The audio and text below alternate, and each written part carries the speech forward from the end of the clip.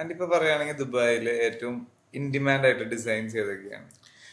Designs in the sense ഇപ്പം last നമ്മൾ ചെയ്ത ഒരു ഓഫീസ് സ്പേസ് വെച്ച് പറയാം, അല്ലെങ്കിൽ ഒരു ഓഫീസ് ഡിസൈൻസ് ഒരു എക്സാമ്പിൾ ആയിട്ട് പറഞ്ഞു കഴിഞ്ഞാൽ, നേരത്തെ നമ്മളുടെ ഓഫീസ് സ്പേസസ് എന്നൊക്കെ പറഞ്ഞ ഒരു ക്ലോസ്ഡ് ക്യാബിൻസ്, അങ്ങനെ ഒരു പ്രൈവസി ഒക്കെ കൊടുത്തിട്ട് അങ്ങനത്തെ ഒരു ഡിസൈൻസ് ആയിരുന്നു കൂടുതലും പണ്ട് കണ്ടിരുന്നത്. പക്ഷെ ഇപ്പം കുറച്ചുകൂടെ ഒരു ബയോഫിലിക് ഡിസൈൻ, ലൈക്ക് കുറച്ച് ചെടികളും ഒരു ഗ്രീൻ സസ്റ്റൈനബിൾ രീതിയിലാണ് ഇപ്പോഴത്തെ പുതിയ ഓഫീസ് ഡിസൈൻസ്. ഒരു കണ്ടംപററി സ്റ്റൈൽ, മോഡേൺ സ്റ്റൈലില് ക്യാബിൻസ് ഒന്നും അങ്ങനെ ഇല്ല, വളരെ ലിമിറ്റഡ് ക്യാബിനേ ഉള്ളൂ.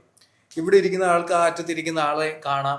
അങ്ങനെ ഒരു ഓപ്പൺ സ്പേസ് ആയിട്ട് ഒരു നല്ല വെന്റിലേറ്റഡ്, ഒരു പോസിറ്റിവിറ്റി തോന്നുന്ന രീതിയിൽ ഒരു കുറച്ച് ഗ്രീൻ സ്പേസസ് ഒക്കെ കൊടുത്തുകൊണ്ട് ചെയ്യുന്ന ഓഫീസസ് ആണ് കൂടുതലും. ഇപ്പൊ കളേഴ്സ് ഒക്കെ ആണെങ്കിലും വലിയ ഡാർക്ക് കളേഴ്സ് ഒന്നും അങ്ങനെ യൂസ് ചെയ്യാതെ ഒരു കണ്ടംപററി രീതിയിൽ ഒരു ഓപ്പൺ ടൈപ്പ് ഡിസൈൻ ആണ് കൂടുതലൊക്കെ ഇപ്പോൾ ഓഫീസുകളിലൊക്കെ ഇപ്പൊ കണ്ടുവരുന്നത്.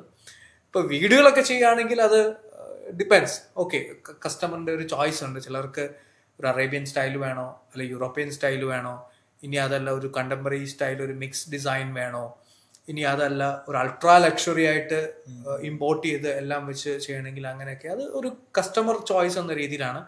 റീറ്റെയിൽ ഔട്ട്ലെറ്റ്സ് ഒക്കെ ആണെങ്കിലും ഇപ്പം ഞാൻ എപ്പോഴും അഡ്മയർ ചെയ്യാറുണ്ട്. പലപ്പോഴും ഈ പറയുന്ന ഇപ്പോൾ ഒരു മാളിൽ നമ്മൾ നടന്നു പോകുമ്പോൾ അതിൻ്റെ ഒരു ഇന്റീരിയറും അതൊക്കെ ആയിരിക്കും പലപ്പോഴും നമ്മളെ ആ കടയിൽ കയറാൻ ഒന്ന് സ്റ്റെയർ ചെയ്തൊന്ന് സ്റ്റോപ്പ് ചെയ്ത് ഇതെന്താണ് ഒന്ന് നോക്കാം.